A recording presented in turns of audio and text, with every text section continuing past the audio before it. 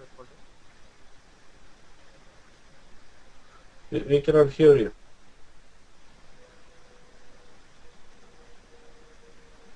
Can you hear me now? Yeah.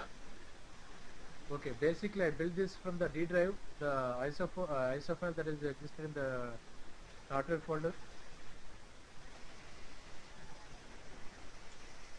Okay. I have done the simple installation, whatever typically we do.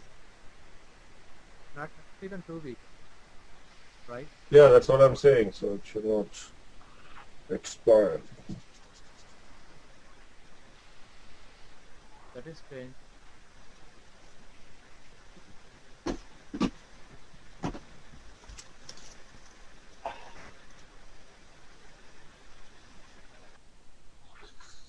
Okay. That's fine. Let's see how this is going to go.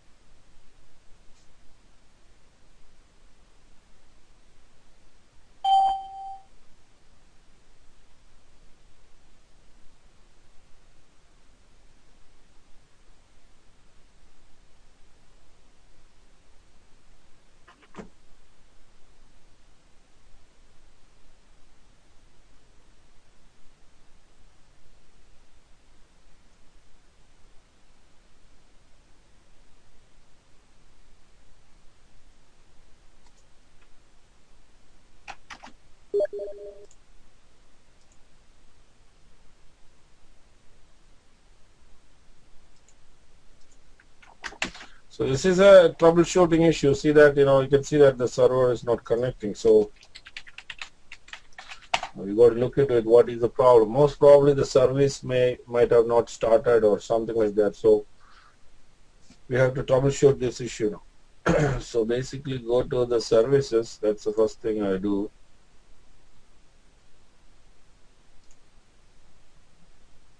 Where the IP is 10.10.62.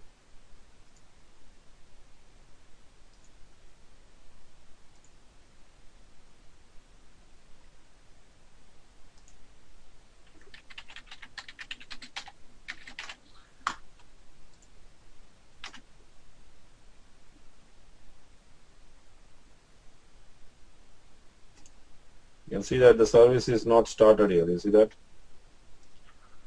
So that is the key thing. Let us start that. I don't know why it is. It could be because of some other reason. And also I'm seeing automatic delayed start. I'm not sure why. Probably we need to find out. But that service was not started. That's why Vcenter is not connecting.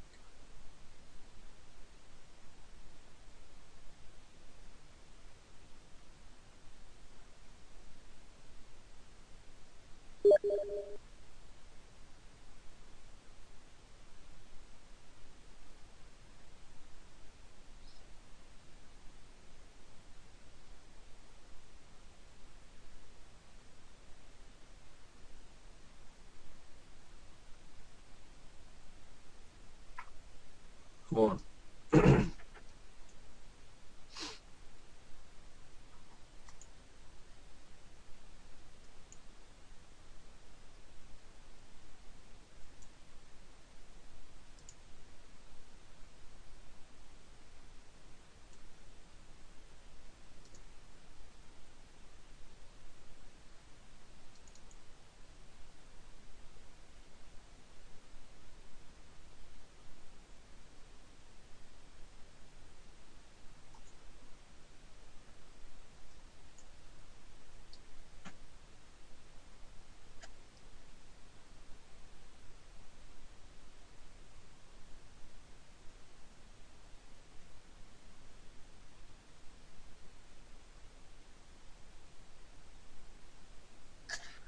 The main service is actually the vCenter virtual center service itself, Fanny.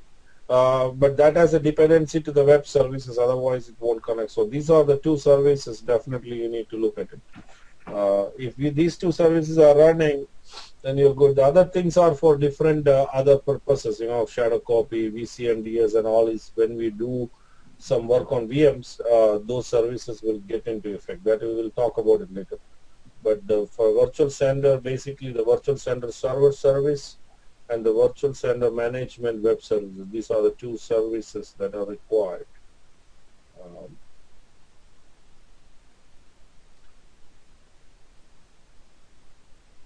So there is some problem, it's not starting. So we use the local database, right?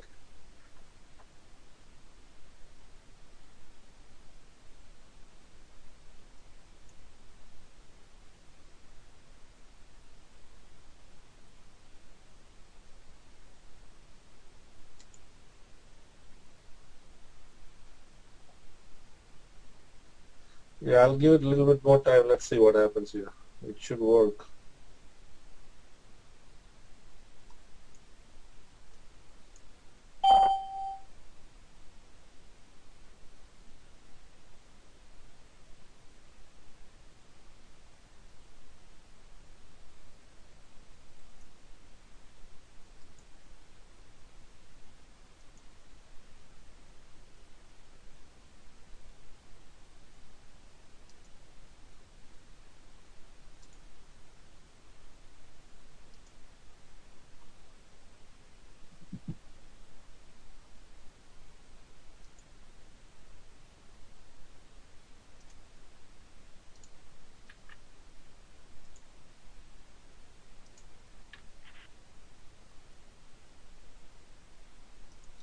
Okay, you can see that it has started that service, so I'm starting the management web service that will also start.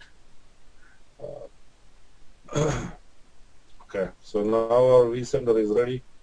So I'm just trying to log in. You can see that it's working now. I think they added a lot of Java stuff into the virtual center this time. With the 5.0 onwards, they added a lot of Java components to it. The reason for that is they wanted to have a very powerful web interface, which we are going to look into it now. So there are 3 servers added. There were one more server was there. Anybody remember what was that server name?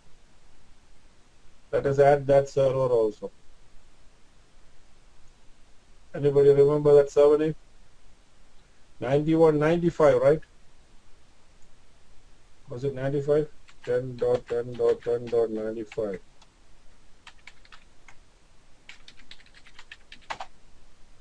Okay. So I'm adding, nobody added here. Okay. So I just added that 4 servers. We will talk about the clustering. Today I'm just going, we had a break. So I just wanted to go through the main components and things like that. That is what I've done. Tomorrow onwards we will start doing the real things. So vCenter is working now, and as I said, you all have admin permission there. If you look at it, I made you as administrator, so I think you can all log in with your own IDs. Did you check that? Everybody has an ID. Santosh, you also got an ID I created for you, right? Yeah, I have the ID, Deepu. Okay, so please try to log in with your own ID and use the password which Aravind sent you. And see, you can connect and do the things. You should be having complete administrator right, because you are part of the administrators group of that Windows server, particularly this Windows server. So if you go to the local users and groups, you can see that all you guys are administrators. So you are administrator of this box, local administrator. So that doesn't mean that you can do uninstall and all. Don't do that, because this is a common interface. So there is no need for you to do any administrative tasks on this VM, but just use it sensibly. Now what I'm going to do here is we're going to install the VMware vCenter web interface web client. One question. The administrator access is for vCenter, right? Not for the workstation, not for the VM. It's for vCenter, right? Correct. But there are 2 things. Okay, I'll explain that.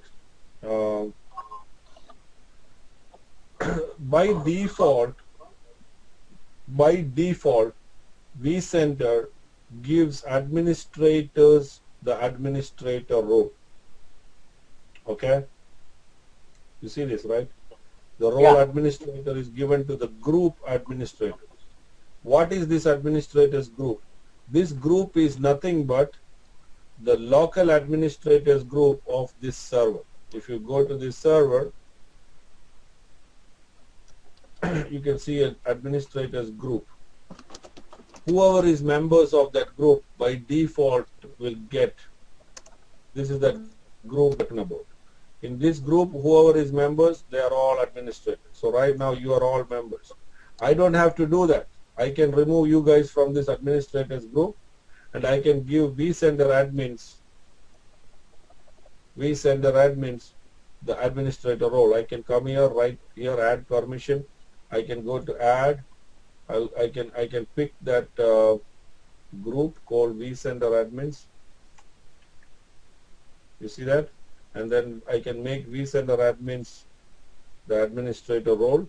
Now, if you guys are all part of this group, then you get administrator role.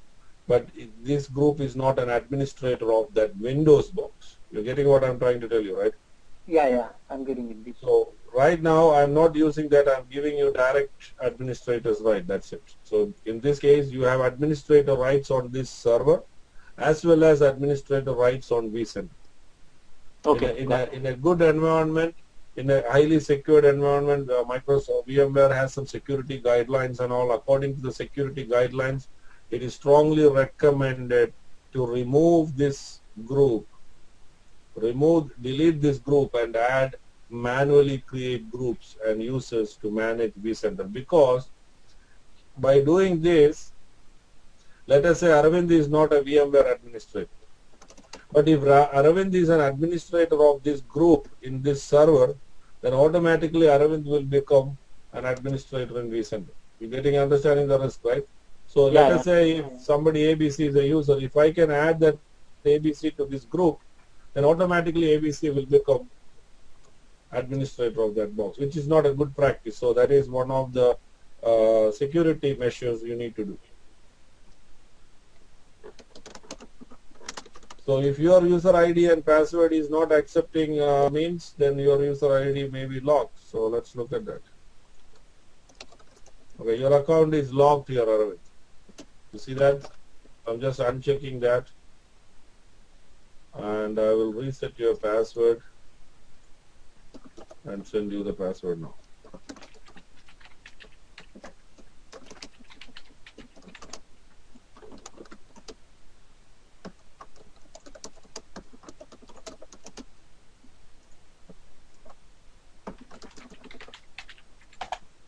Alright, I send you the message. That is your password, okay? Okay, so guys, let us move on. So what I'm going to do today is, I hope there won't be any problem. I'm going to install the VMware WebSphere web client. It requires, the prerequisite is vCenter single sign-on. So I'm going to do the installation of the vCenter web client. Web client is nothing but another interface to connect to vCenter. But why I wanted to promote this is VMware is strongly moving towards a web client. Going forward in future, we can see that vCenter thick client, the client which we are all familiar with, is going to go away. That means the VMware vSphere client. But going forward, most probably VMware vSphere web client will be their main client.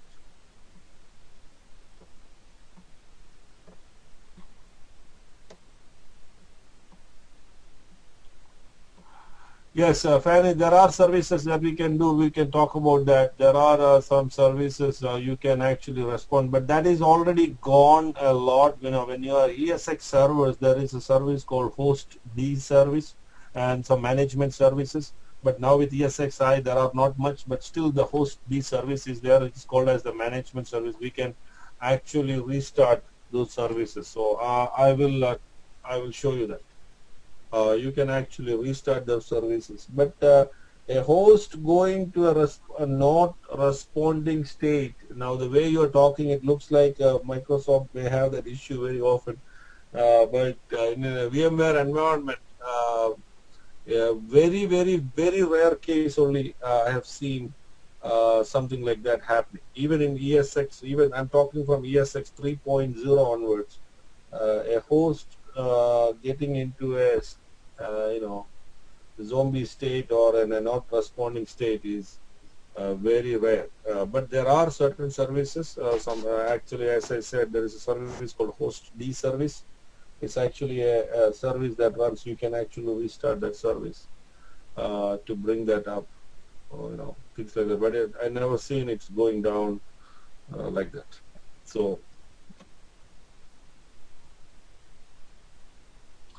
the host is fine, but SCVMM is not getting the response from the site. That is correct. That is what the thing. So that is basically the SCVMM, or in this case Vcenter. Vcenter talks to the ESX server or ESXi server using port number 902 to a service called as host D service. When that host D service is not responding back, that is when you see that your ESX server is not responding. It's not the problem of your Vcenter or SCVMM. It could be the problem of the host or ESX host or the Hyper-V server. So you restart the service on the Hyper-V server, isn't it? Or you start the service on the SCVMM.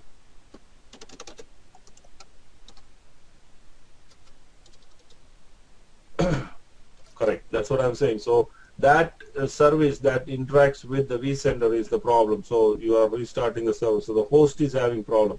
Again, that is only the interaction. In these cases, you can see that the VMs that are running on that ESX server will be up and running. They will not have any issue. The only issue is with your management of your communication with the host is gone.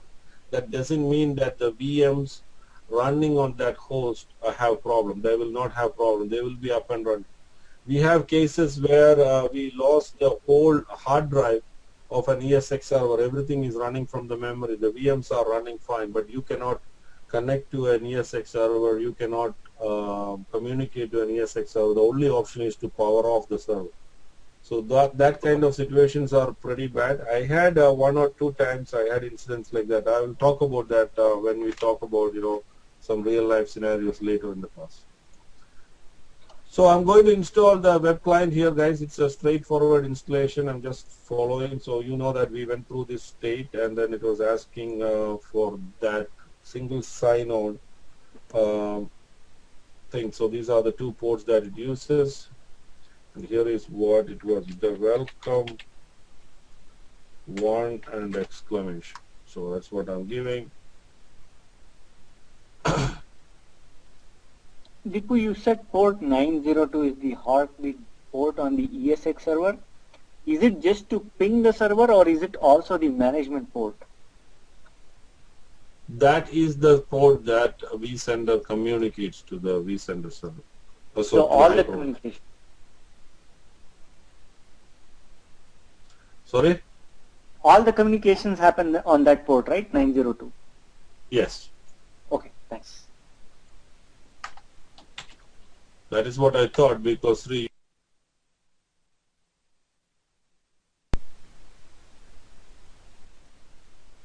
Welcome to GoToMeeting, online meetings made easy. There are 10 other callers on the call.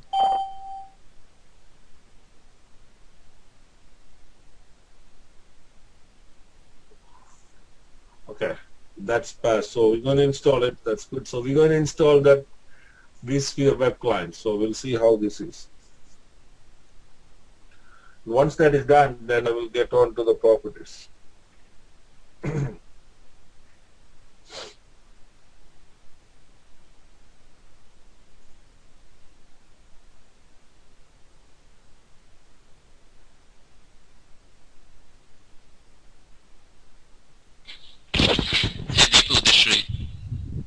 Yes, sir.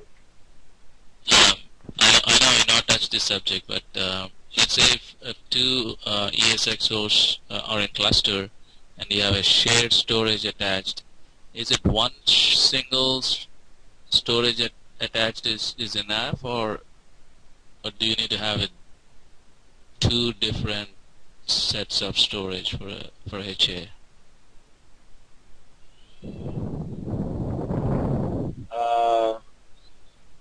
the reason I saw that today at one of the consoles, um, two of the ESX stores are running fine, but there is an exclamation warning saying that HA cannot be enabled. You have only one single data storage set. I didn't get that. I don't think that should be a problem. It could be some other reason. But you know, HA has changed a little bit here. When we talk about that, that will be some interesting topics. We can discuss that, Sri. Earlier, HA was using some heartbeats, basically using some using the service console. I think that's exactly. I think it was saying. Right. So during that time, there was a condition called a split brain condition can happen, and split brain is basically both hosts are fine, but a communication between the host, or meaning the heartbeat, if the heartbeat fails, then the other hosts will think that this particular host is down, and they try to restart the VMs. To avoid that, VMware came up with a different technology. It's not a different technology. They came up with an additional check by using some shared storage concepts. So basically, you know, shared storage is also a storage. So even though the heartbeat is not happening, it checks whether the host, that particular host which is in problem, is it talking to a storage. So how can it?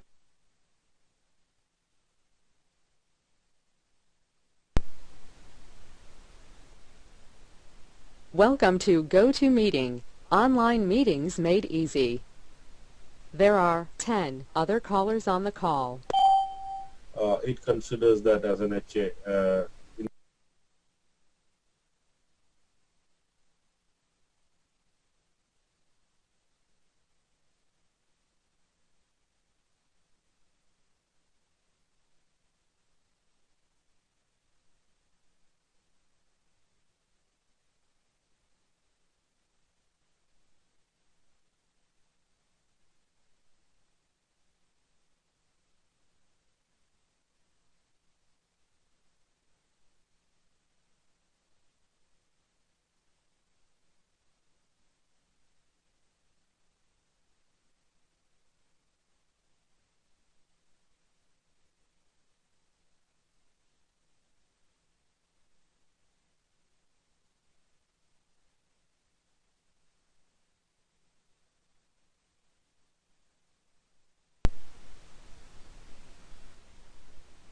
Welcome to GoToMeeting, online meetings made easy.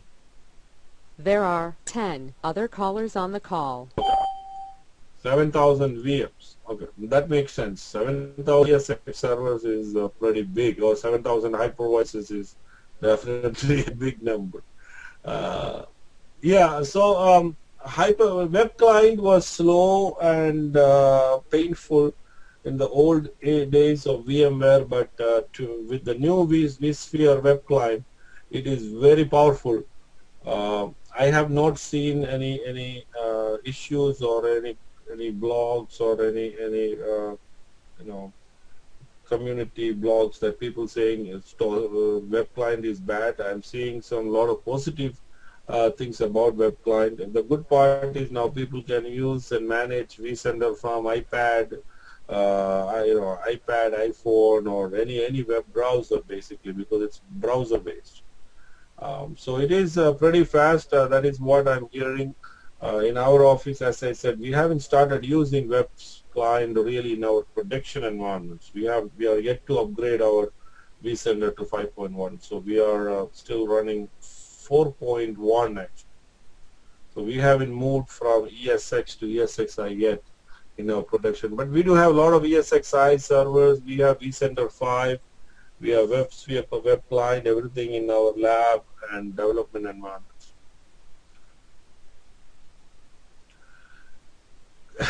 And it has all the features of the desktop client. This was the same condition with VMware web client also up until last year with VMware vSphere 4.1. The VMware vSphere web client in the past was not having all the features that your thick client can provide. For example, if you want to create a cluster, if you want to create a distributed switch, if you want to create a virtual switch, you want to do certain advanced settings, you have to use the thick client. But today it is opposite, meaning you can do certain things only with web client. You may not be able to do the newest features that comes with vCenter, vSphere 5.1 with the thick client. So that means VMware is 100% decided, and they are going towards web client, and their web client today, the one which we installed just now, is capable of doing everything, and probably I would say more than what a thick client can do. That is the only reason I thought I will do this and show it. So the thick client, the web client is very, very powerful. So let's go to the web client. The web client, to go to the web client, actually you have to go to https://10.10.10.62 port 9443. That is the port number actually. So if you do that, you will get to this site. I'm not using the machine name. You have to use the machine name or something. So this is the name of the IP address of the vCenter server, and this is what is it?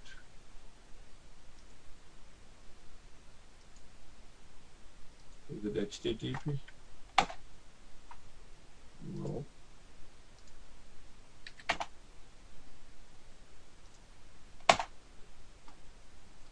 What happened? Up and down. Okay, let's look at that. That's also a service. So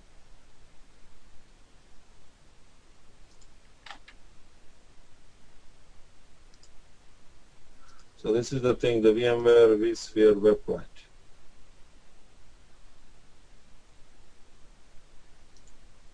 Okay.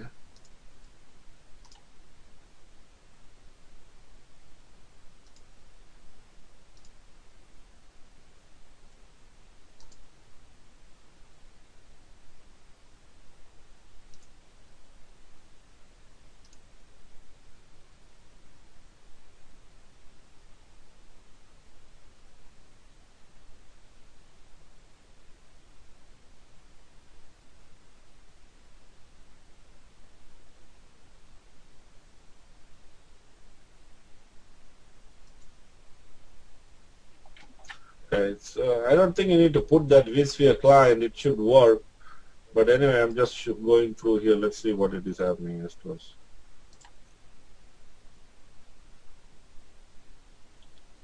Okay, there is a problem. Apache Tomcat.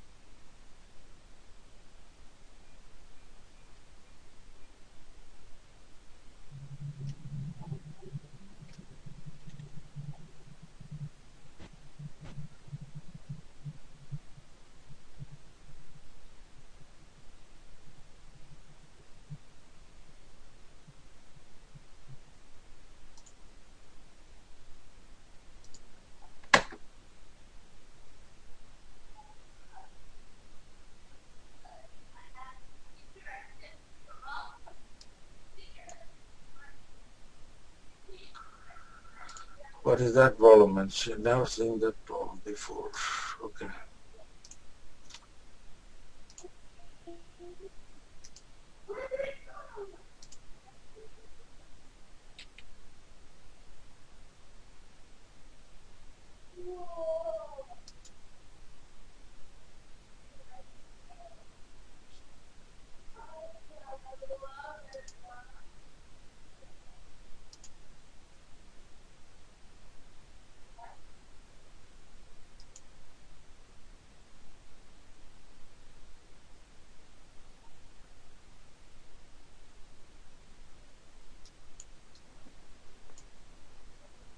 So Deepu, the web server is already built into vSphere web client, or do you have to have another web server like IIS or Tomcat?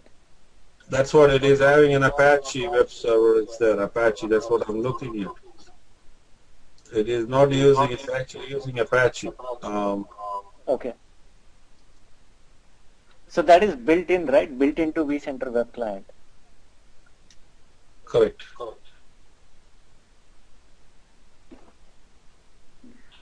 Can you check the Windows firewall? Yeah, I'm looking. I have your number.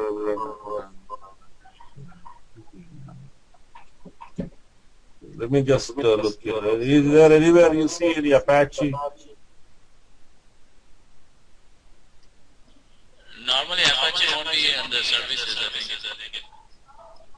You could do either way. You could have it as a service, or you could start it from the bin directory.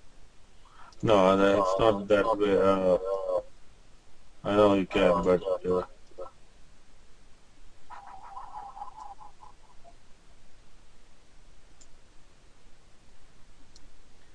I see that Windows firewall is on.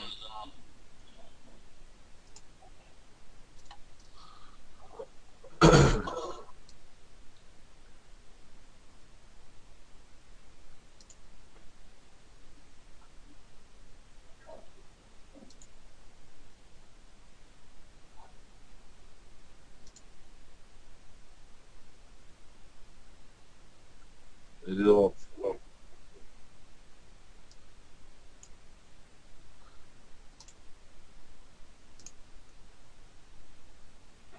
Is the port is different? No, the port is same. If you are able to connect, we are able to connect to here, right? So you see that it is connecting, but when it is going to that particular thing, it is getting used into that Adobe Flash. It is showing some other problem.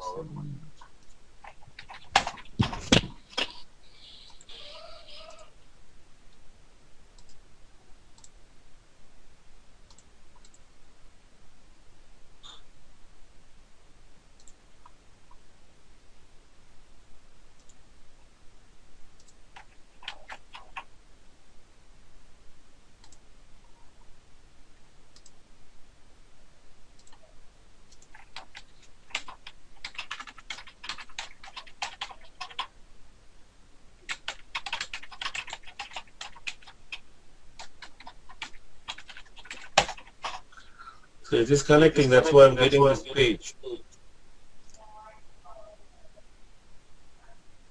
Okay, it's working. It's actually coming up. It is actually was looking for this flash player. So it needs somebody's on speakerphone. Okay, that's why.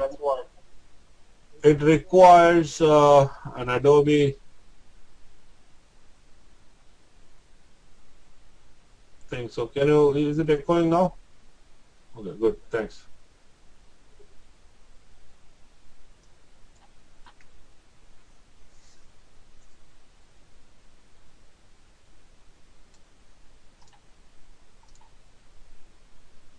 Okay, so this is the VMware vSphere web client. Let's see now. So this is how it looks like. It's working, we didn't do anything actually. Probably after the installation it was having some hiccup, but it shows that it needs that Adobe client. It's actually the Adobe Flash. You see that the VMware thing was going on. It's going to come up. Let's give it a few minutes.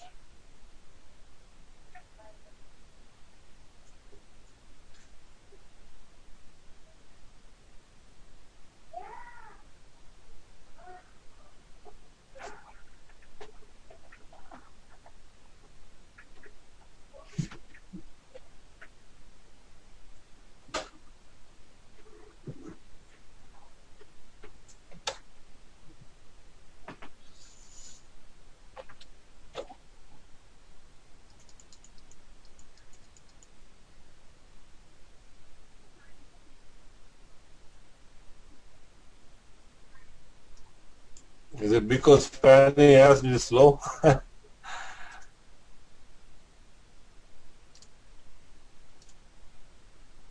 Alright, so here is the thing. This is the VMware vSphere logon screen.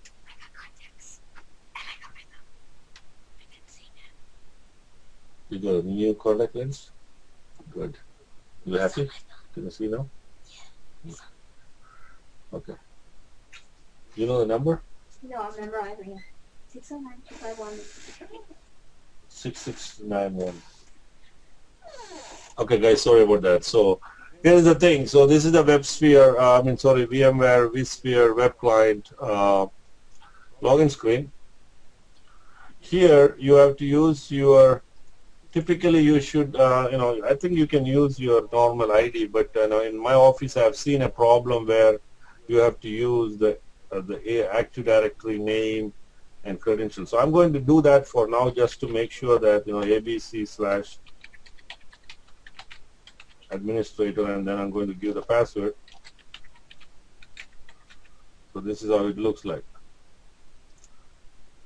Fanny, you're talking about something else. I'm not understanding what you say. 128 GB RAM and stuff. They have a container like a truck container. What are you talking about? So in the data center, when we check out those blades, some of the blades are like outside, like any other regular blades or servers. But these new servers, they all come into a big container, like a container behind a truck, and they ship it or they move it completely, the container itself. Okay. That's what I'm thinking. But because of having all the things at one place, maybe they have much more RAM capability to have more VMs than it was before. This is a data center in Colombia that we checked out. It's supposed to be one of the biggest one in US, which has Google. It also has Motorola, Dell, IBM, all the servers in there. I mean, all their servers also. Okay. Anyway, I think we can talk that offline if you would like, but Yeah, I don't know what you're talking about. I think, let us talk on this stuff for now, okay? Okay. Okay, so here is the thing. It's giving some warning. This is the vSphere web, vCenter web client. This is the homepage of it, but it is not like the previous ones. As I said, guys, this is very, very powerful. Even I am learning on this. I still not explored this product properly, but you guys can use it. Use your ID and password. So this is the vCenter. If you can go here, you can see the hosted clusters, VMs. You can do a whole lot of things with this, actually. Distributed switches, everything is here. If you go to host and clusters, you can see the vCenter server. You can definitely see our ESX servers here. You can see your, so you can see the data centers, the host, and the corresponding VMs. You can see all that details here.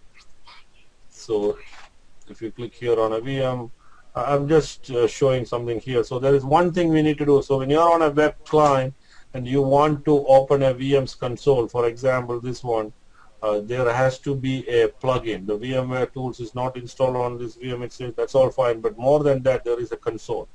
So that console is actually you need to install. So if you you have to install that thing, so you can see that it is actually popping up. So first time, if you are a web client user, you have to install that particular console software, then only you can see the screen. It's much more powerful. We'll see what is happening. 1 minute.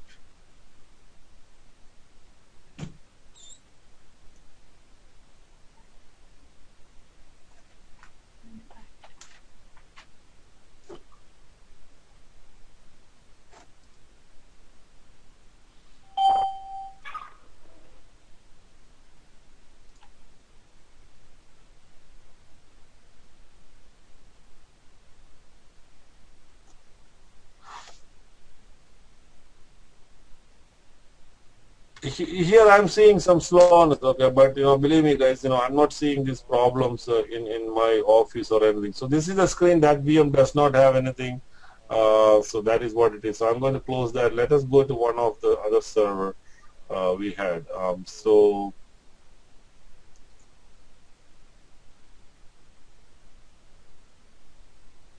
you can always go to the home. Actually, the best way to find out, you can click on vCenter Home and go to VMs and templates. That will show you all the VMs and the templates. So you can see all the VMs.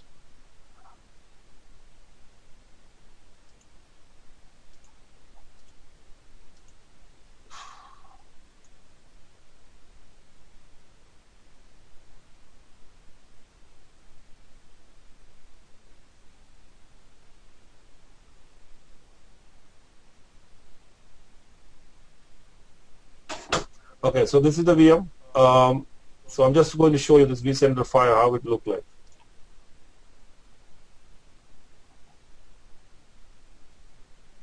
So this is our vCenter VM itself. You can see that. See that here. The screen is much more powerful. The resolution is good. I think it is much more. You can even do a full screen here. It will come like this, so you can actually do the whole thing. See, now the whole screen is become that VM. You see that? So you can work like that. So these are some new features of it. I'm just showing here. So I'm going to close this particular thing. So this is the vCenter thing. You know, I think you guys should explore it. But what I'm trying to tell you here is, if you right-click here, you can see that it is a different type of HTML5 kind of thing. You can create here. Right-click here. You can do a lot more things. You can create VMs. You can shut down. You can do. You can create new VMs. You can see that you can create new VMs, new app, new resource pool, new data store, add networking. You can do anything and everything you do with your vSphere client. You can do with it. Earlier versions, it was not the case. So you can create VMs, you can deploy VMs, you can add ESX servers. Believe me, you can do everything with this. So here also, if you come here, you can see that here in the data center itself, you can add a host, you can create database, you can create new clusters, new data store clusters. Anything you can do with a vSphere thick client, you can do. I mean, that's the thing. So this is very powerful tool. You guys can use it. I think you don't need to use that thick client. But get used to the thick client, because most of the companies, when you go for working, they are still hooked up with thick client because of many other factors. So but I think it's a great idea if you can spend some time to understand the navigation of this particular web client also. It's very powerful. It's not that difficult also. So if you look at a VM, you can see that these are the VM's properties. You can see the alarms, permissions, profiles. You can do anything and everything from this particular tool. Okay. You can create switches. You can do that. So this is basically, and I'm not going to get into the details of this. I mean, details means I don't know much about it, but you can do pretty much everything. I don't think you need to know anything more. If you know how to work on vCenter, you can definitely do everything using this. So it's just a web client, but it is much more light, and I think you can see that it is much more faster also. So that is what it is. So we will get back into this when we learn vCenter. Probably at that point we can do some latest techniques. As I said, some of the new features that comes with vSphere 5.1 is only available in web client. For example, I was reading 2 days back the new there's a new type of vMotion you can do with vCenter. You can do with vSphere 5.1, and that can be only done using a web client. That is not available on a thick client. So answering to Fanny's question earlier, going forward, this will be the future client for managing vSphere platform from VMware. The reason why they are going to this web client is because they already have their cloud platform, which is called as VMware vCloud Director, which is also a web-based tool, very similar to this. Once you have that, you can see that in the next 1 or 2 years, they're going to club everything in one interface, and it's all going to be one web interface where you can do the cloud management as well as your private vSphere management. So that's the whole purpose of that. Is what I think VMware as a company is moving. Okay. So that's a web client. I think there is nothing much, but definitely I would recommend you to read and understand about web client a little bit and get used to it. So this is our VCR. We have all the servers connected. Don't worry about all these things. They are all just added to the root of a data store. You can create new data stores. I think guys, you should use it. And this is the first class I have never seen. Nobody is using the lab, or maybe it was down. I don't know. But you should definitely try to play around with it. Okay. When I show this, you think it is very easy, but when you get the mouse in your hand, you know what is going, and you don't even know what to do. What is the name of the web client for cloud manager? That is called vCloud Director, VCD. So let us go to the VMware vCenter server. Today I'm not going to, I don't know how much time it will take, but what I'm going to do is I'm going to give you an overview of all these things, most of the things. Some of the things we will talk about later. So the host and cluster, so this is the thing that is divided into three, and you can see that once you add some additional plugins, for example, if you want to manage EMC data stores, you can get a plugin here. You want to do update manager for patch management. Once you install update manager, you're going to see another line here that says modules. So you will see that later, but not now. But by default, a vCenter will have, this is the home page of a vCenter, and I'm going to go through each of these inventory items and administration items to explain what it is.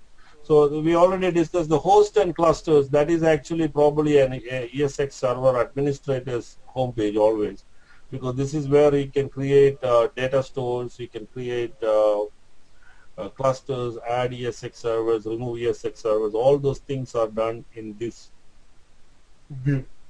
So in this view, you can click on, once you click on an ESX server, all these things. It will show you the VMs and performance and things like that. So we will talk about those things, performance and all later.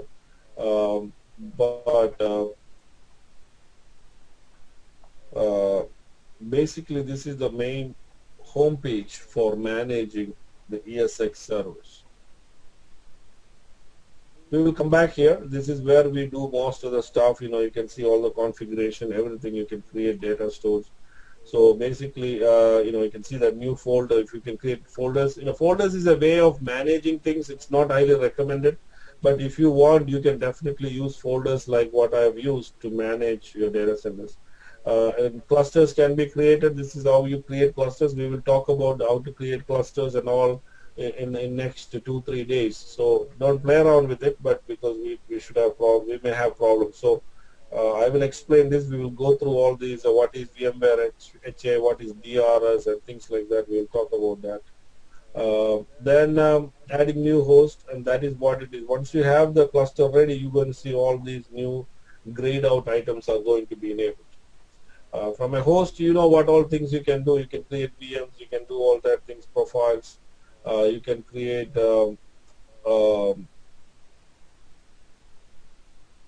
host profiles, which we will be talking. So I'm just saying, so this is basically the management interface for an administrator. VMs and templates are another view. If you click on that, you will not be seeing any ESX servers. In this particular view, you will be seeing only the VMs and templates. So what is a template? I haven't talked to you. We will create templates. At that point, you can see templates they have a different icon. You can see the templates also here. But if you want to see the templates and the VMs only, this could be probably the best view. So you can click here and go also. You can see that you want to go back to host and clusters, you can just go from here. If you want to go back to VMs and templates, you can do that from here also. Or you can go to the home page and do that. So that is what this VMs and templates view means. This is the view typically people will see here. Now you can see that these are all the VMs. So in our office and all, we have different folder structure. This is how we manage the thing. I just want to show you certain things. So here you can create folders. So basically we create something called templates. That's for storing templates. You can see that the color of the folders are also different. I'm going to call it as infrastructure servers. I'm creating folders. Okay, I'll tell you why is I need to do that.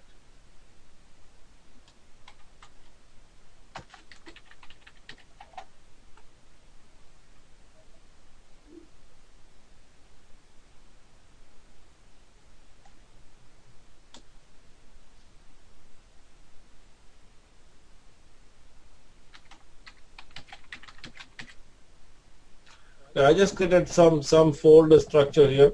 Now you don't know which ESX server these VMs are belongs to, right? Because they are showing all of them. But I'm going to say, okay, these Raiden, all these Raiden VMs, I'm going to move. You can just drag and drop them. I'm going to put them into infrastructure folder. Just moving all of them into all the Raiden's VMs into the infrastructure folder. I'm putting all this into K8, this one into financials.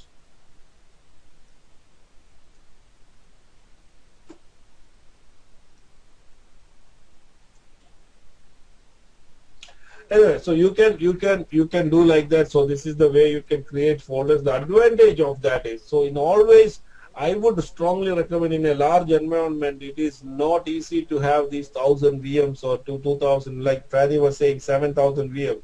It's not easy for you to manage it.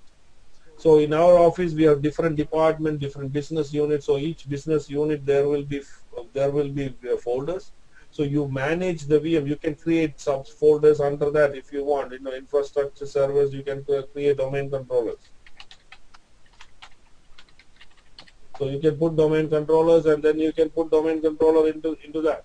So you can create child folders and things like that. But too much is definitely a problem. It's a administrative nightmare. But I would say cleanly at least one or two level of folder structure you create. Whenever you create a VM, make sure that that VM go to the right folder. So here we have now quite some VMs that are still outside. But I think that is not the right way. You should put all these VMs in their appropriate folders. But I'm not going to take that much time. But let me show you what is the advantage of this. Now let us say Raiden is actually our infrastructure guy. He is the domain administrator. He needs to connect to the server. So I can actually come to the infrastructure servers folder, go to the permissions, and I can actually add. He's not a VMware administrator, just for now. Okay, and we know that Raiden is actually, but I can click here and come here and pick Raiden here, and I can give him just the virtual machine user rights. When I give him virtual machine user right, you all know that we were talked about that. He will get all these rights. What? He can interact with the VM, he can answer a question, he can configure CD, he can get console access. That means he can open the VM in a console and he can do certain things. He can power on and power off a VM and things like that. Now you can see that Raiden, you see that it is defined in this object. That means it's defined at that folder. These VMs that belongs to this folder, there are 4 VMs. Those 4 VMs may belongs to 4 different clusters. It may belongs to 4 different ESX servers and all. You don't have to worry about that. You don't need to go to each ESX server. You are doing it as a central location right from here. Now if you click on this Raiden 2K8 and you go to the permission, you can see that Raiden is having permission. You can see that this VM, he has virtual machine user right. But if you look here, you can see that that permission is defined at the infrastructure servers level. Okay, that will inherit. So this is the way you need to arrange permission uses. For example, your company's financial department, there are 3 guys that wants to access these VMs. They may want to do some work, they may want to do. So you can come here and give them permission to access that thing. So you can pick your financial guy, add him and give him that just that right what he needs. Don't give any other right. So now what happens is, so now Sujan, I gave him, is the financial guy, so Sujan can see the server. So what happens when Sujan logs into a Vcenter? This is what it is. Let me show you. I have to remove him from the administrators group first.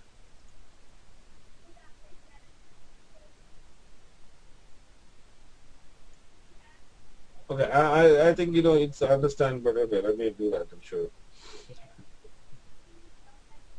Yeah, he can see only those VMs. That is what I'm trying to show you. But right now he can see everything because he is a member of the administrators group. So I'm going to remove Sujan from here.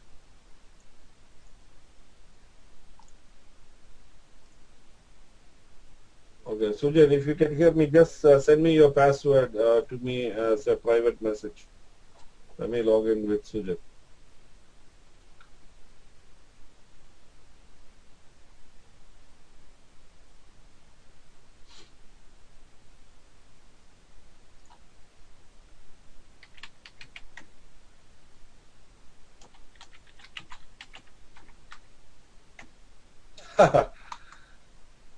That is good.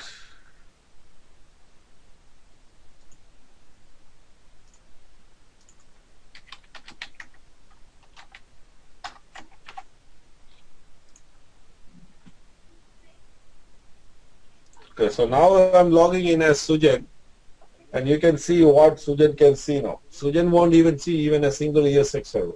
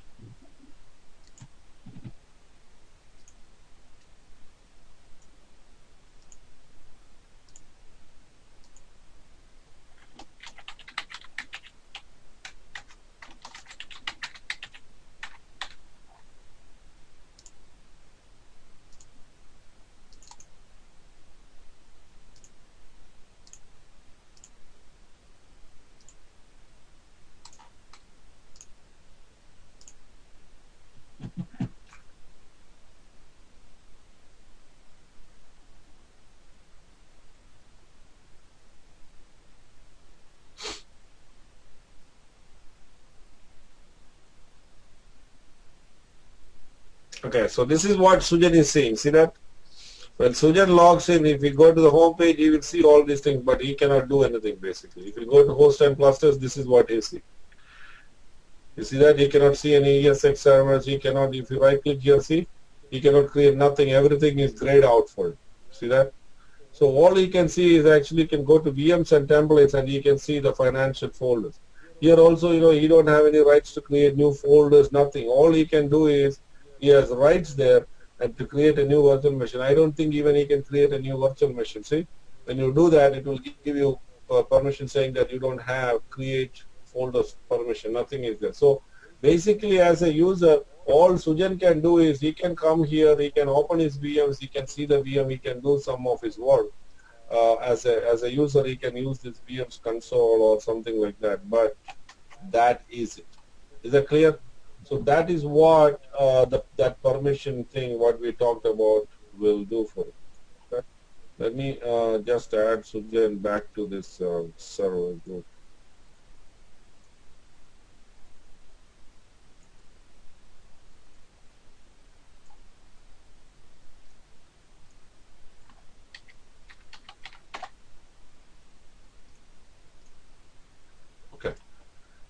Okay, is that clear? Okay, so that is the VMs and templates folder. We will see some other stuff. When you have templates, you can see that. But the most important thing you need to know about this VMs and templates is this is what you do the permission. This is where you do most of the permissions. When you have auditing and compliance checks and all in your company, those people will come and sit on this area to understand who is having permissions and things like that. They can also do these permissions from here, from the roles. If you click on the role and if you click on virtual machine user, you can see that see these two users are having permissions on so and so folders. Here it is clearly saying virtual machine user role is for Sujan, and I can see that Sujan is having permission on financial folder. Raiden is having permission on the infrastructure folder. If I click on administrator role, it says, okay, it's at the data center level. That means the administrators are at the root level. So when you have a big environment, this looks very complicated. So get used to it, but when you don't, it's nothing to worry there, but it is just a much bigger environment. So you may see a lot more users, and also don't get panicked. I know people have that feeling when you see these 2-3 servers, and when you go to a company where you have hundreds and thousands of VMs, you may see a much bigger environment. So don't get panicked by looking into that. Okay, but you will see hundreds of users here, but this is how exactly it is going to look like. So that is the VMs and templates, and the data stores and data store clusters. This is a very important topic. This is where you can see all the data stores in your environment. You can see that we have the ISKC data store, so somebody renamed that, fix that. Whoever did that, please fix that to this data store 2. Rename that. And these are all the local data stores from the 4 servers, 95, 91, 96. You can see the 2 NFS data store. 1 NFS data store is missing on all the servers. You may want to add that. So this is the storage. In this particular inventory view, or you can see, you can look at some things. You can see the summary of the storage. You can see that which VM belongs to which storage. That's a good thing to do. You can do mappings of each storage, and you can find out what VMs belongs to what storage. You can see some performance statistics of your servers. We'll come back there. That's it. Basically, this is again another view of your thing, but it is primarily meant for the data stores only. So here, when it comes, we're going to see about new data store clusters and things like that, how to create clusters and things like that. Again, data store cluster is a whole different concept. That is a new concept which is being started with vSphere 5 last year. Probably this is the time when people start going to use data store clusters. So we are also thinking about implementing this. We will be doing this. We will try to do this, and we'll see how these data store clusters work. So if you want to create a data store cluster, new data store cluster, it's not a normal cluster. We're talking about host and clusters. Here you are talking about a ESX server cluster. So this cluster is totally different from a data store cluster. So if you want to create data store cluster or anything of that sort, you have to come to this view to do that. You cannot create a data store cluster from the host and clusters view. Okay, so data stores and data store clusters are done at this level. The last tab on the inventory tab is actually the networking. That is same as the same thing. You can see all your networks here. If you have multiple networks, you can see all the different. Deepu, question. Yeah. When you say clusters, is the meaning a group of servers, or is it beyond that? Like there is some failover? No, it is not just in a very simple form. You can say a group of servers is a cluster.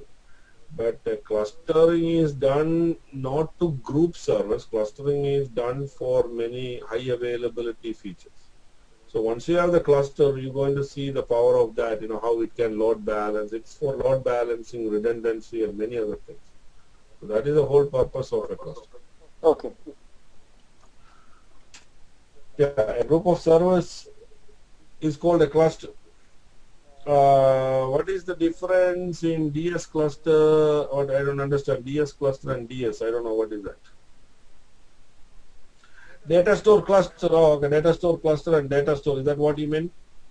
Data store cluster is a group of data stores, and then by using that you can apply some rules. You can apply some load balancing, things like that. We will learn those things when we get into that. A data store is just a data store. So you can group certain data stores, so that you can balance the load of that data store, which VMs and how many VMs and what percentage it can fill and things like that you can do. That is the new data store cluster mix. You can add multiple LANs to a data store. Yeah, a LAN is equivalent to a data store, so you can add multiple data stores. So this is the networking tab again, guys. There is nothing much here. You can do the different, you can see all the different port groups in your environment here. And here also, just like data store cluster, when it comes to the switch, this is where we're going to look at the distributed switch. We will talk about this in coming days. So vSphere, we will be using the latest switch that has some more features. You can see that how VMware really improved in the last few years. They had this distributed switch in version 4.0. This was in 2008. In 2008, this distributed, so this was the first time they introduced the distributed switch. Prior to that, there was no distributed switch. So this has some features, but then in 4.1 they improved the distributed switch, where they added some features like load-based teaming and network I/O control. That was some new feature. But do you really use those features? I doubt, but you can use them. But these are some features added. Then in 5.0 they added user-defined network resource pool, network I/O control, net flow, and port mirroring. These were the two important things they added in 5.0, the net flow and port mirroring. Again, I don't know much about it. Networking guys probably know. Do you use that in a production environment? I don't know, but those features are there. So a vSphere distributed switch is a very, very powerful switch to learn. So we will be looking at those things when we get into distributed switch. And then the latest version is the 5.1 switch. Maybe there may be some new features. I don't know. We'll look into that. So that is what this inventory tab is. So you got an idea about all these networking tab, data store and clusters and things like that. Now coming to the administration thing, I just wanted to give a quick overview. That is what I'm looking today, and then we will start with cloning and things like that tomorrow onwards. The roles I already explained. I don't think you need to know it. So these are the different roles. So if you are connected to an ESX server directly, and if you go to the ESX server's hook, so you can see that this is an ESX server. There is only inventory and this kind of thing. But if you go to the roles, you can see that in an ESX server or ESXi server, these are the only three roles: administrator role, read-only role, and no access role. But when you come to a vCenter, you can see that there are much more roles there by default itself. So if you want to know what a network administrator role can do, you can actually come here and edit that role. And you can see that he has no access, anything is there, but he has access to the network tab. Again, it's grayed out. That means he don't have the whole thing. See, he can assign network. That's it. That means he can create port groups. If a user Raiden is having network administrator role, and if that role is defined at the data center level, meaning if it is defined at the root level here, then Raiden as a user can create network port groups and things like that in entire data center. So these are the different predefined roles. But most of the time I've seen people are using virtual machine power user role and virtual machine user role. This is what you want to give users. Data store consumer is a pretty good role which you can give it to your data store administrators. But in my company and all, we don't use these things. We have custom roles. We have many roles for different purposes. We have roles even defined for our server administrators. So the guys who work with me, they are not VMware administrators, but we want them to create a VM, we want them to assign it a network, we want them to add storage and add memory, remove memory, add processors and all those things. So we created a custom group called ML underscore win underscore servers underscore team underscore 001. I'm just creating. And now here I come here, I'm saying, okay, they can do all the alarms, I don't care, they don't want to do data store. In the data store, I will say allocate space, browse data store, remove file, things like that, coming to data store cluster, they don't need anything. Distributed switch, they don't need anything. DV port, ESF, nothing. Folder, I can create folder. Rename folder, I'll give that. The network, I'll give him, assign network configure. Probably I'll not give them remove button. So performance, I will give them performance permissions. I don't want them to give. I will give them schedule tasks so that they can create tasks and do their things. And then I will give them probably the complete virtual machine rights. So this is actually a group I just created for our server team members. So now it is a custom group for my company. I know how it is. So now if this is the group, now what I'm going to do is look here. I have a group. So let us say Sujan is our server team, right? I will come to the straight here and I will come here and add permission. I will pick Sujan and I will give him what role now? I will give him the new one I created. See, Windows Server Team role. So now what all Sujan can do, you know it, correct?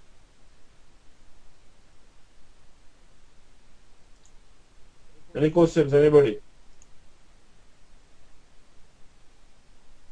So now you can see that Sujan is a user and he has that particular role. So what this role can do, you can only find out from coming to the roles and edit it. You can actually edit that role and you can see what it can do. Clear? So that is what this roles is. If there is nothing much to do here. You can clone a role if you want. You can clone a same role, select the role, and you can do that same thing and make some changes if you want. So this is actually clone of ML. So I can use that clone to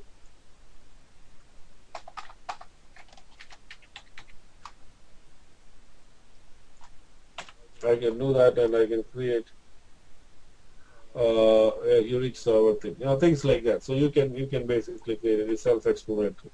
Sessions are nothing but I can see who all are connected to. You can see that Sridhar is now connected. He's active. I can send him actually a message here from here, and I can change. I can send that message. I think he might have got a message there. So you can send message to users, but again, don't try it. There was a bug in 5.0. I don't know that is there, but even if you're doing something, please remove that. I've seen that when you have that particular thing, the Vcenter was not working properly. So that was a bug in last version, but probably they might have fixed this. If I want to terminate him, I can actually terminate him right from there. Okay. So that is what that sessions tab is. Licensing tab, I think I will talk about it later. We don't have any licensing, but this is the licensing. Let me try to explain a little bit about it. So this is the licensing tab for a Vcenter. We'll talk about this now. So licensing was added as part of Vcenter starting vSphere 4.0. Prior to 4.0, if you look at that picture which I sent, you can see that there was a third-party product called FlexLM. It was a third-party tool. VMware was using FlexLM for their licensing needs in the past, but now today VMware is no more depending on that company. They have their own licensing application to manage license. So this is the licensing portal or whatever it is. You can call not the portal. This is the licensing thing. Right now I don't have any licenses here, but you can see all your license. You can see that they are all it's an evaluation mode. You can see that each ESX server has a license, but that is all going to expire here. So when you come to here, you can see it in different ways. You can click it on a product basis, you can see that, or you can go to license key basis. If you have that, you can see the license keys here, but unfortunately I don't have any license key to show here. You can click on the asset tab, it will show you again. The license keys will show here. It will tell you what the product is, and you can show you all, you can see all the things. There is nothing much rocket science here, guys. It's pretty much very simple and straightforward, but these are the different tools, different ways you can see and monitor your license. If you want to add a new license, I told you can buy license. The licenses come as keys. So you click on that and you can enter the key HHJ0-JVC xk dash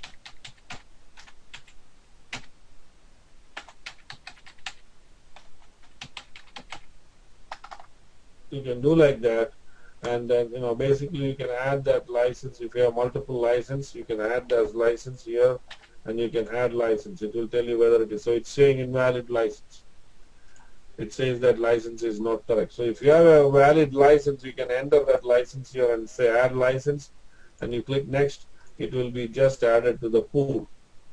Now when you have a pool and you come here, and typically in my office and all, this is how it looks like. It will show you evaluation license here. Instead it will show you Merrill Lynch license, and it will show you it will have 25 licenses or maybe 50 licenses, maybe 100 licenses. So here you can see how many licenses are there. 100 license means how many CPU sockets, guys. If I have 100 ESX license, how many sockets I can use? That's correct. You can use 100 sockets. So if I have 100 sockets today, let us say I have 9 or 100 sockets today, and it says 100 sockets available. When you add a blade server with 2 sockets, what happens? When you do that, when you add it to the thing here, when you add a new server here, automatically what happens is it will take 2 from that 100, and you can see that the number will reduce to 90. You getting what I'm saying? So that's how it is. So this is the licensing application. You can actually export the license key information and all those things. We can do quite something. There is some reporting feature there. I never explored that. But there is, I think, something, I don't know, it's not coming. Maybe you may need some crystal or something installed. I'm not sure, but what is happening?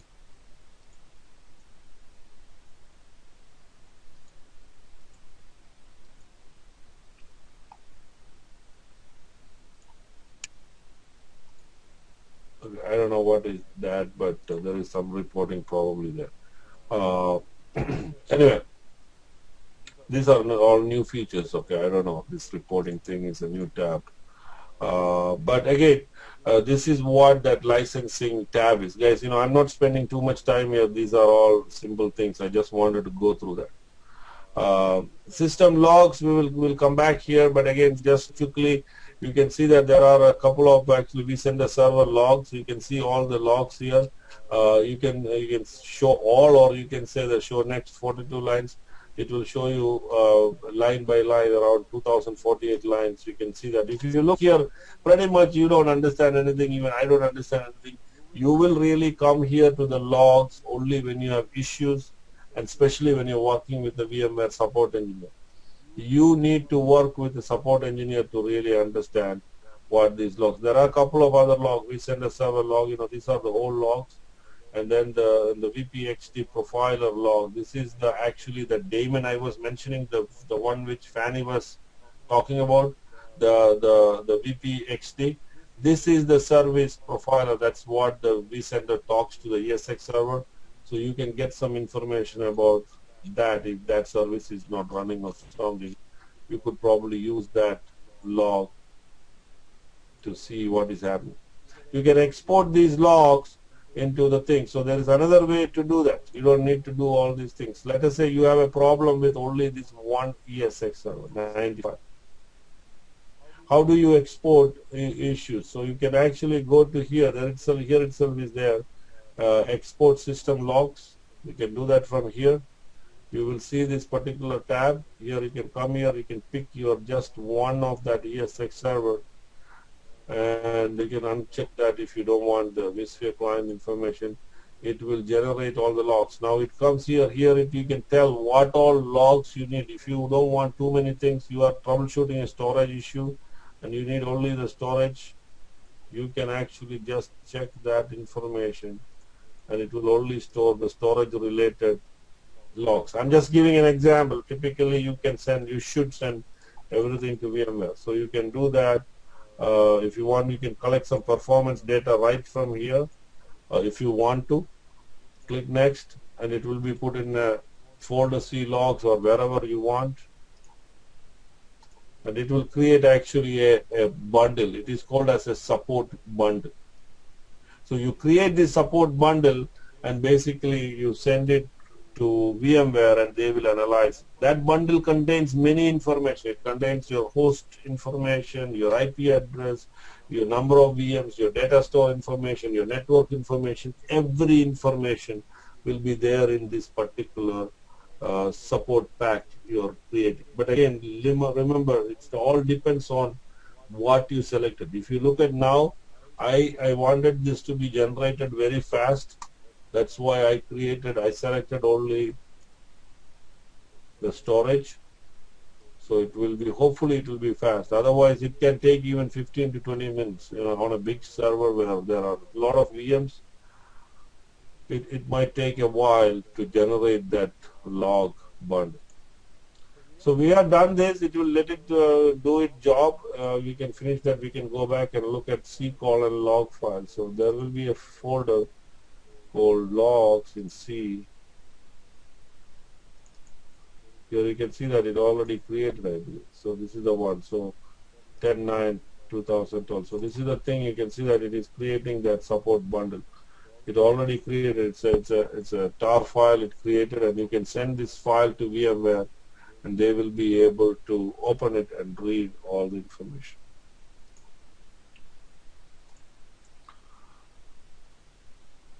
Vcenter server settings. So this is what actually I want to finish off this today. Guys, let us take a quick 5 minutes break and we'll come back and we'll finish some more stuff. What do you think? So let's take a quick, I would say a 5 to 10 minutes. You want 10 minutes or 5 minutes?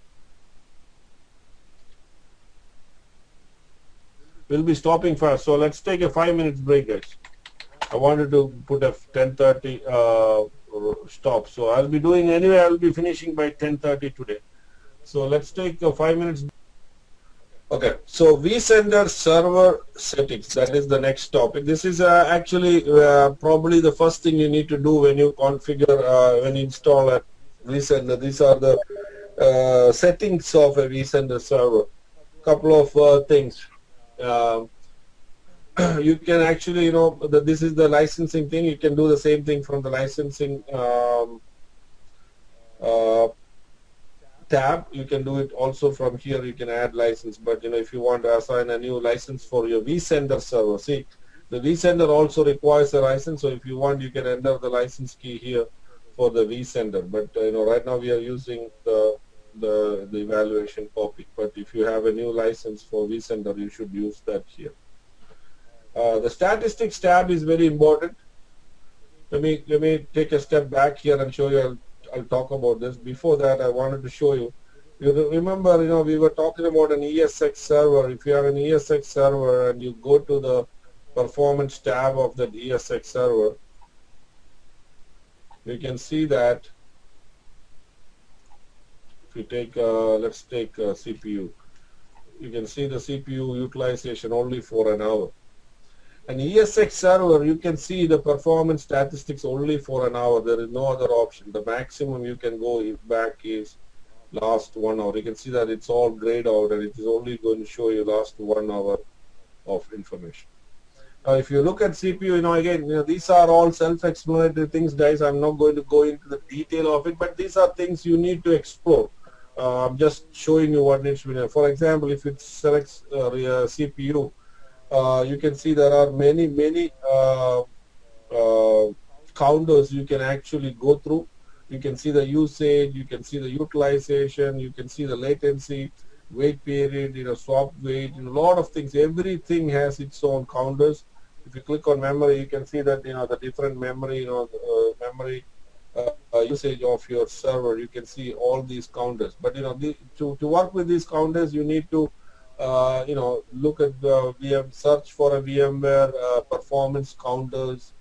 You can see a lot of presentations and a lot of PDFs, and you pick what you want and go work on that.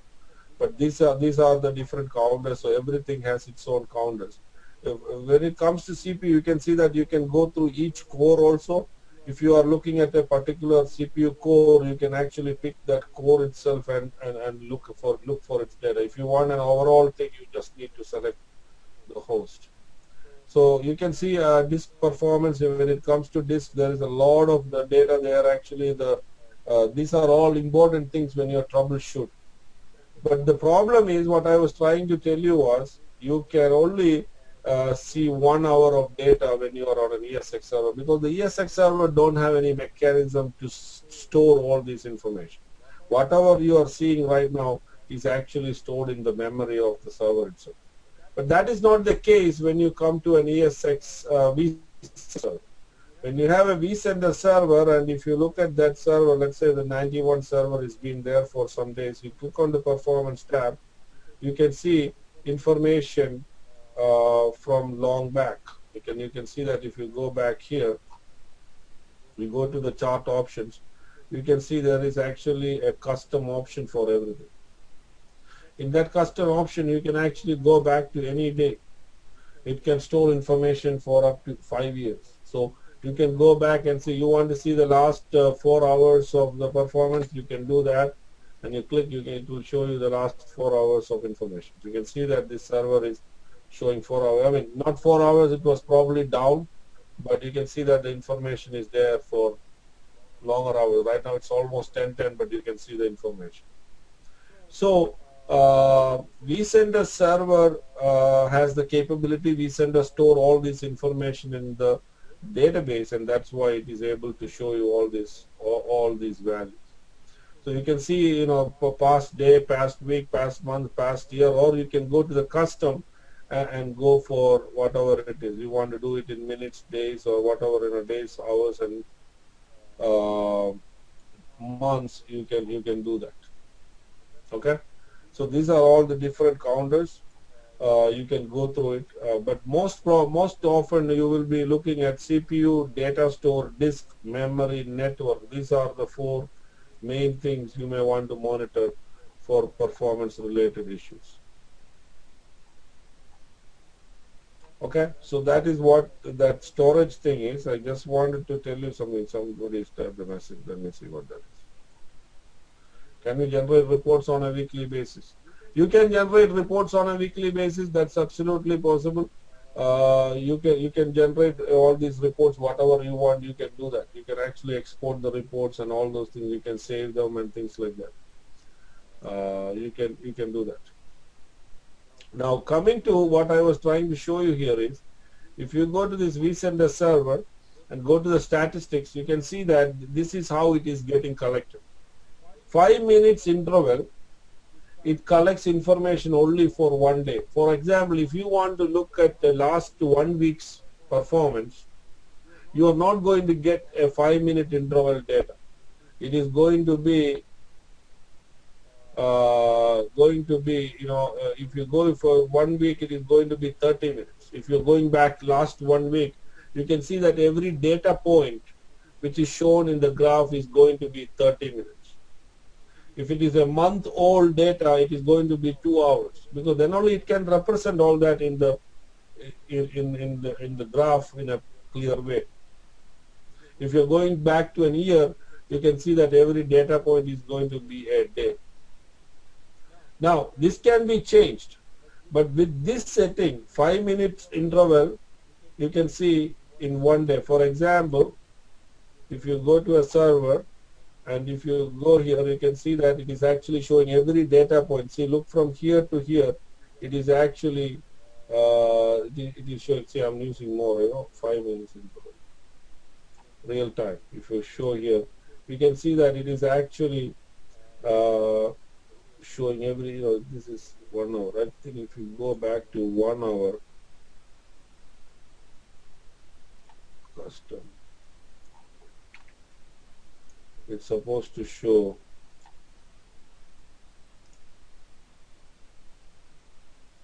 you can see that it is every data point, you can see that big lines, it's actually showing every 5 minutes. If you go back to a past week, you can see that every data point is going to be in a much more gap. You can see that it is 2 hours, things like that. I mean 2 hours or 4 hours, like that. So what I'm trying to explain here is, let me go back here. So this is the statistics it's going to collect. This is how it is going to store the information in the database. Up to 1 day, that means up to 24 hours, you can always get every 5 minutes interval. You want to see, okay, every 5 minutes what was the CPU utilization, you can get it. But if you are going for a 1 week, then it is going to show only 30 minutes. And there is something called statistics level. We will talk about right now. It's all set to 1. So if this is your setting, and if you have 50 ESX servers and let us say you have around 2000 VMs, according to VMware, this is a very fair estimated calculation. It is saying that your database size is going to be around 14.32 GB. If you have 50 ESX servers and 2000 virtual machines, and if you are collecting the data with these settings, it is going to be this one. So let me show you something here. Let us say I'm clicking on this and I'm going to edit this, and I'm going to say this 5 minutes thing I don't want. I want every 1 minute I need the information, and I want that information for 5 days with level 1 statistics level. I'm going to click OK. You see the size of the database now. You see that? It went to 87 GB. All I did that, instead of every 5 minutes, make me the data points every 1 minute and do that for 5 days. You see that? The database size gone up. If you do the same thing for here, if you say, okay, 30-minute interval, if you can modify that, I think here also you can do that. It's 30 minutes. Okay, you cannot do that. Let me show you here. Okay, so you can change that. If you change this number of days to more or things like that, it will increase. So what I'm trying to tell you here is, the more data points you want and more detail you want, you can see that the database is going to grow big. So it's not a good idea to do that, but you should do that when there is a performance problem. Sometimes there may be need for you to calculate or collect data every 1 minute to troubleshoot a particular problem. Sometimes when you deal with VM performance.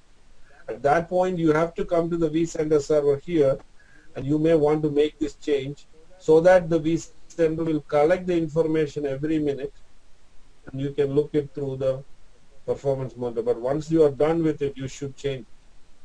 Now coming to the statistics level, there are different levels of there. Level 1, level 2 and level 4. Level 1 means it only has some very minimal information will be collected. You can see that the level 1, this level includes the basic metrics. Average use for CPU, memory, disk and network, system uptime, system heartbeat, DRS metrics, statistics for devices are not included in this. So only the basic metrics are collected in this.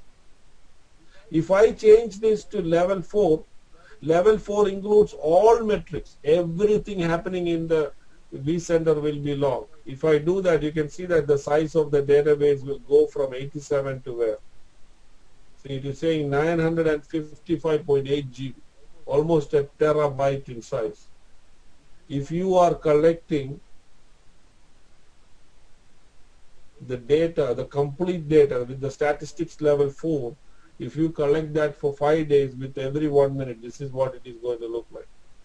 So you can see that how important to understand this particular thing. This is very important.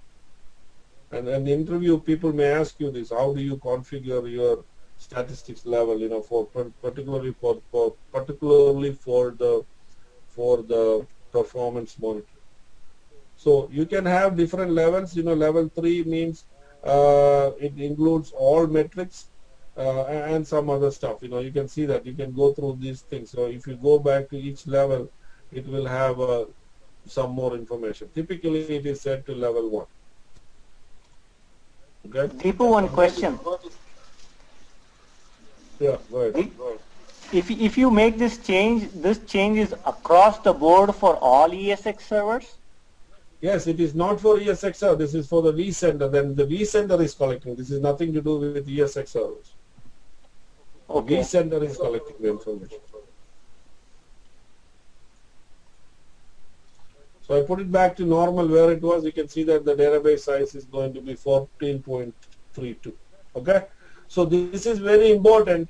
But depending on your troubleshooting needs, depending on how much data you want, you may want to tweak this. But remember to put this back. If you don't do that, and if you change these values to 5 and all, your database will go crazy.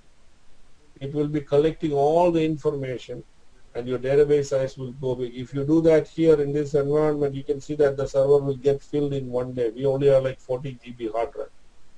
So be very careful. Deepu, 1 second, I'm a little confused. So you showed us the graph for an individual VM where we had data only for 1 hour. So we are capturing data only for vCenter here? No. Okay, I understand your concern. If you are on a ESX server, this is an ESX server. I did show you a VM, so this is an ESX server, correct?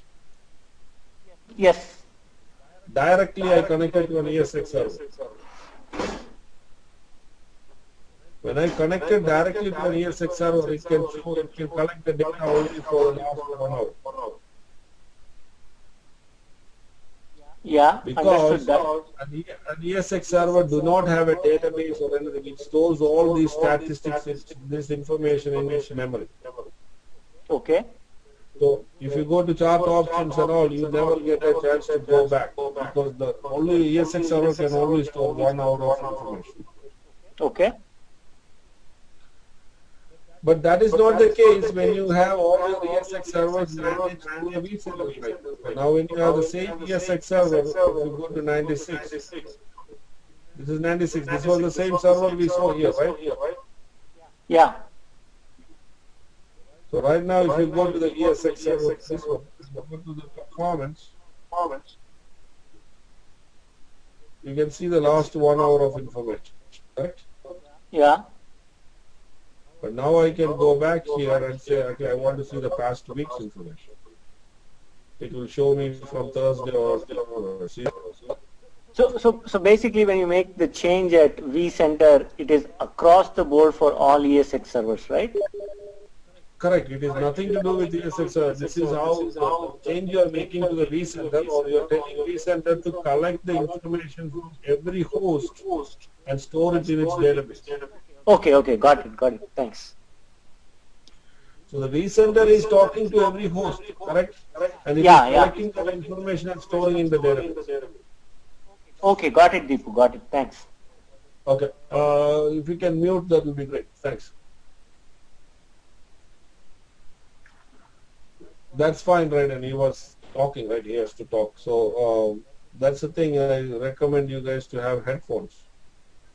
Anyway, thanks. So so that is what that particular setting is actually. vCenter server settings, the statistics. This is very important. Okay. Now again, this is all whatever numbers we saw was only for 50 ESX hosts. If you have 100, 200, 300 ESX servers, you can imagine. So if I change this ESX server number to 1,000 ESX servers, you can see that the database size is going to grow big. You can see that as I enter more hosts, and if I put, let's say, 10,000 VMs, you can see that the size is increasing also. So this is just an estimate. This may not be the case, depending on how many switches, how many port groups, how many data stores, all that will count to the size of this database.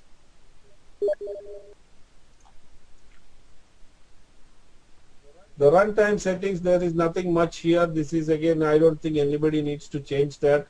Every time you install a vCenter server, it gets a unique ID.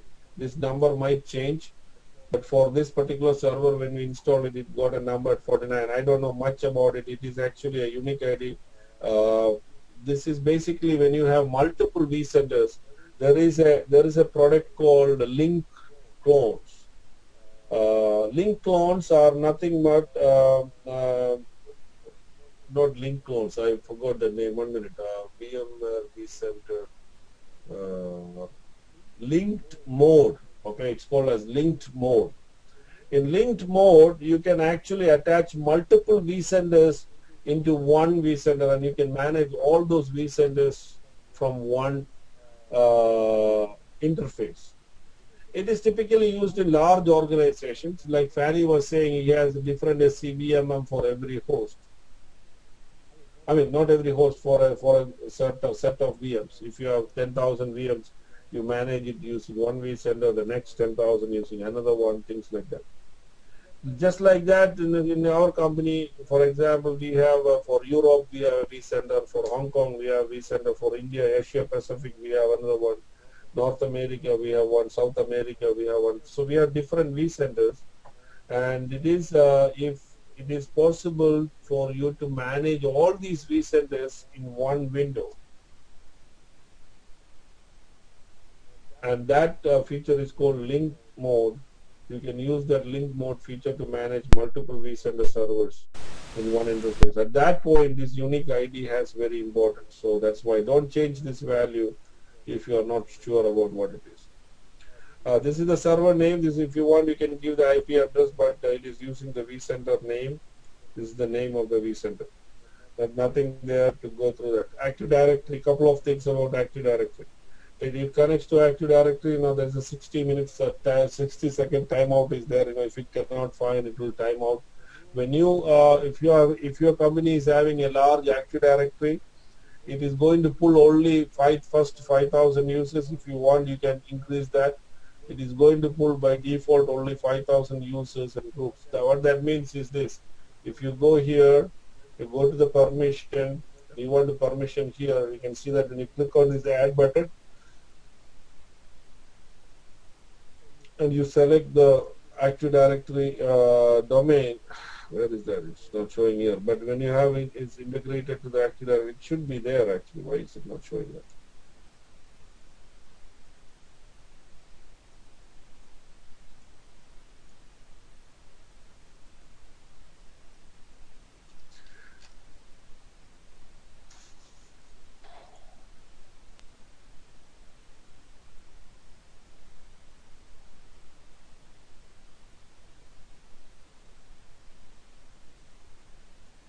And look at it. Why is it not showing the domain? It is supposed to show the domain here, abc.com, because we added this to the domain. Anyway, what it is saying, that is, what that setting that says is, it will only pull the first 5,000 users when you click there. If you have more users, you want to make that change with the number here. Okay. So this is number, but you can leave it default. But if you have a very large Active Directory and all, you may want to increase this number. This is very important thing. This is what you use for emailing. The vCenter server can send alerts. We will look into alarms and all later. There itself is a huge section for alarms. This is what the alarms are and the alarm definitions. You can see that all these alarms, we can configure these alarms. For example, if a host memory usage is past a special state, you can use this to send email alarms. It will send you alerts as emails. To do that, you have to first configure your vCenter server with the mail option. So here you have to come here. You have to put your SMTP server address, and then you create an account. You don't need to create you don't have to create any Exchange account or anything, but you just mention something like that: vSphere alerts.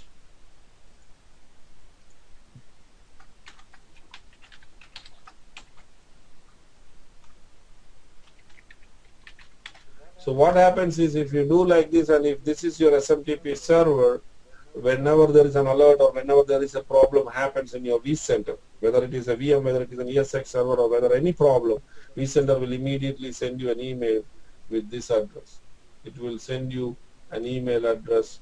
You will be getting an email from this particular address. So this is how you configure your server for your SMTP, for your alert mechanism. Okay. SNMP, yeah, I'm actually, yes, I will be doing that soon. Shri, let me just do that in 2 minutes. Even I am feeling sleepy. You can feel that, you know, the way I'm talking. In between, I'm losing my track also. So, guys, I think, you know, there is people are asking to stop. So let me do that. Even I'm not in a real good mood to teach, you know, because I'm very sleepy and tired.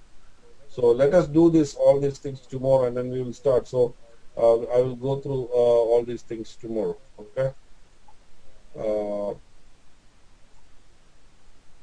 Okay, so that's the things, guys. So let us stop here. But quickly, I wanted to tell you something. Please connect to this and use it and go through all these things. I showed you all these things. That means, you know, you have to go through here, create some VMs, try to create switches. You don't have to create anything. We didn't learn anything, but at least get familiarized with all these tabs and what you can do. You know, see just alarms and things like that. Everybody can connect. Just take a look at it, and then we will talk the details tomorrow. Okay. All right, guys. Good night.